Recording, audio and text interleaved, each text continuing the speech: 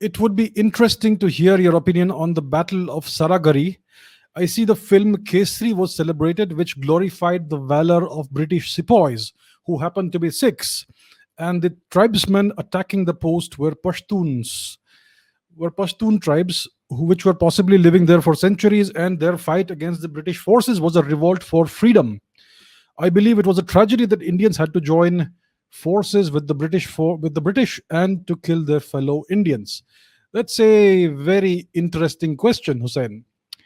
So yeah, we have this film Kesri, which I think came up a couple of years ago, and it celebrated the valor of the Sikh soldiers, the 21 or 22 Sikh soldiers who defended this fortress and died in one of the most famous last stands in history. And you are right, they were fighting for the British Empire, and they were fighting against the Pashtun tribes people of northwestern India, present day Pakistan and present day Afghanistan and western Pakistan, northwestern Pakistan. So it was basically, like you say, a battle between the forces of the British Empire and the forces of those people of the region who were fighting for their freedom. So, to understand this battle and what really happened, we have to look at the bigger context. We can't just discuss the battle and the tactics and on what happened there. We have to look at the bigger context to understand what really happened and why those things happened. If we look at a very narrow slice of history, a narrow time period, then we will get a very narrow perspective of what actually happened. If we widen our perspective and look at a bigger time period, then we actually understand the forces at work and why these things happened. So it all begins. So where should we begin? Basically, I think we should begin 1,000 years before today, approximately 1,000 years ago, when the Islamization of Afghanistan took place. So we had these invasions happening from the west. First, it was the invasions of Muhammad bin Qasim, who was an Arab, and the later invasions were all Turkic invasions. These were the invasions that actually succeeded eventually in conquering India. You first had the various Turkic invaders. You had the Delhi slave dynasty, the Mamluks, and then you had the Mughals, etc., the so-called Mughals, who were actually Turks. So the Islamization of Afghanistan began around 1,000 years ago when the Ghori dynasty, which was a Buddhist dynasty, and probably before that they were Hindus. There's no real difference. So they were the ones who got converted to Islam, and they continued ruling Afghanistan. But that began the Islamic era of Afghanistan. Now, Afghanistan got converted reasonably rapidly to Islam. There were Hindus and Sikhs living there until very recently. There's very few left now.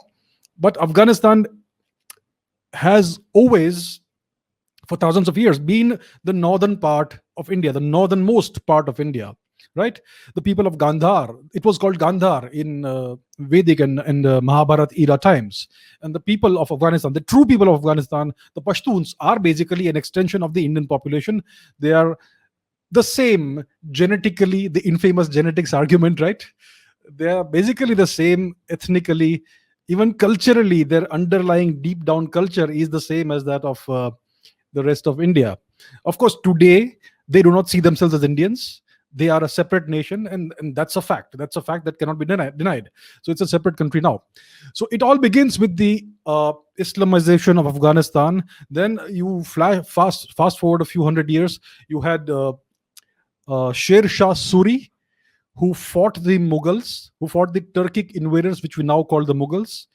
And he basically conquered northern India, northern parts of India. He conquered Delhi. He evicted the Mughals from Delhi and ruled over Delhi for a period of 5 years.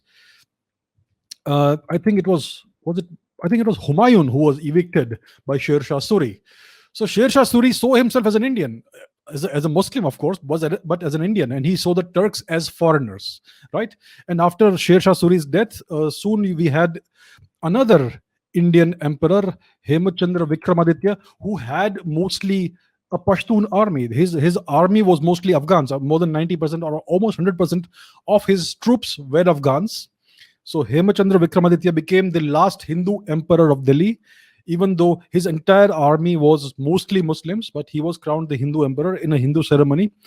And when he eventually lost to the forces of Akbar, who was then 13 years old, right? I think it happened in the year 1550 something, 1555, 56, when he lost to Akbar.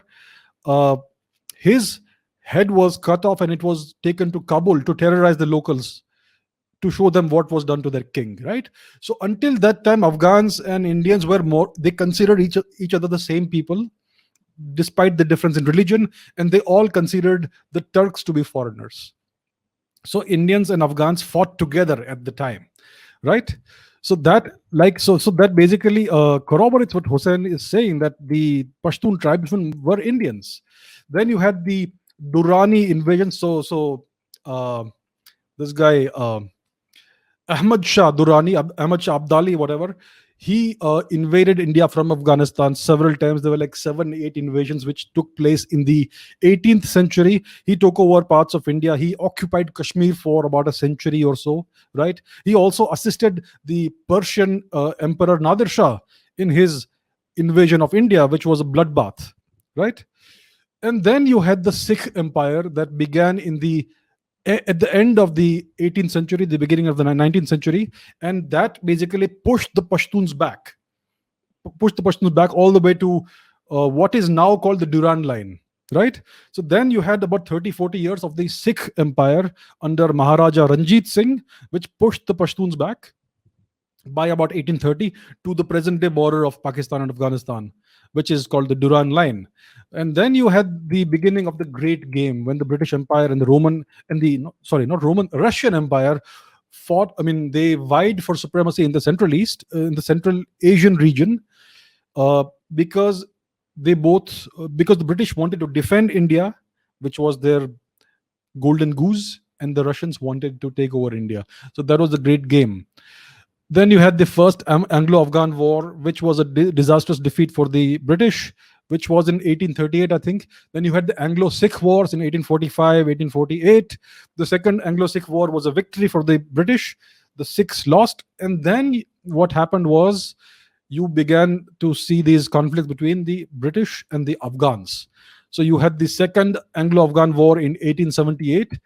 And in 1893, I think the Durand Line was demarcated, which basically cut off a great portion of the Pashtun heartland from Afghanistan. And that problem still continues today, because many of these Pashtun regions are today in Pakistan. The Afghans don't recognize the Durand Line as the border, right? So this is the background to what happened in 1897, when this battle of Saragarhi happened. So the British wanted to invade Afghanistan and subdue it. The Afghans, the tribes people, the Pashtuns, wanted to fight for their independence. So in 1897, these British forts were there in this region, the Saragarhi region. It was called the Tira campaign. So these forts were placed in order to subdue the tribes people.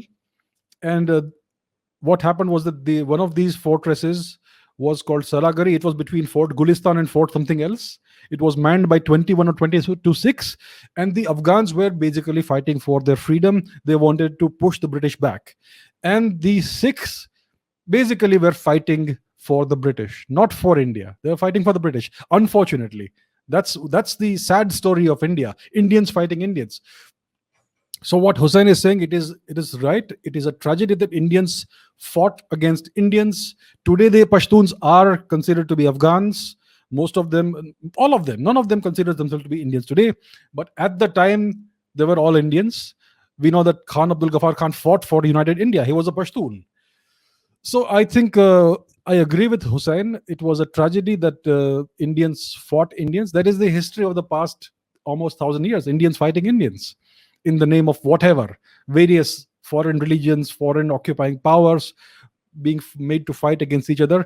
So that is something that persists even today in present day India, in modern India. Indians are still fighting Indians in the name of democracy and freedom of expression and God knows what else. It's still going on. Nothing has really changed.